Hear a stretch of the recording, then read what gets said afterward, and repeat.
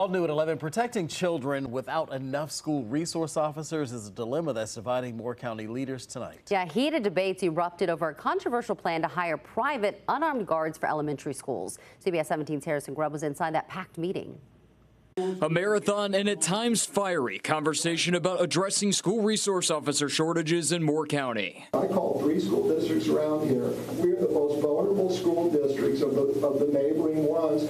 Unlike the vast majority of school districts across the state, Moore County Schools has its own police force, currently with 14 SRO openings. If the superintendent was serious about wanting an armed officer at every school, the solution is to join the 99% of other school districts in North Carolina, turn it over to the sheriff like Lee County. To try to combat the shortage, the district considered hiring private, unarmed security guards to provide coverage to elementary schools, on top of ongoing efforts to recruit new SROs.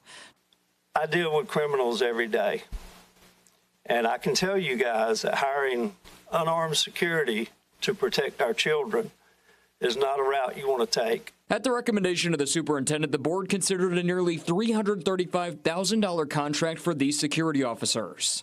This to me is an enormous waste of money. Pauline Bruno and other members of the board raised concerns about the ability of unarmed guards to protect elementary schools. In response, board member David Hensley introduced a slew of amendments to the potential contract, including having these officers instead of armed SROs present at each board meeting. School board meetings should not be protected any more than the least of our schools.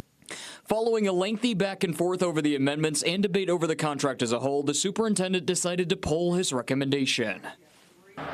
During the debate, members of the school board stressed the importance of having conversations with members of law enforcement and other experts to address some of their concerns in a more private setting.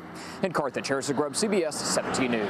And Moore County is not the only district with SRO shortages. Wake County schools tell us they have 82 out of the 203 schools participating in the SRO program, staffed with members of 11 different local law enforcement agencies.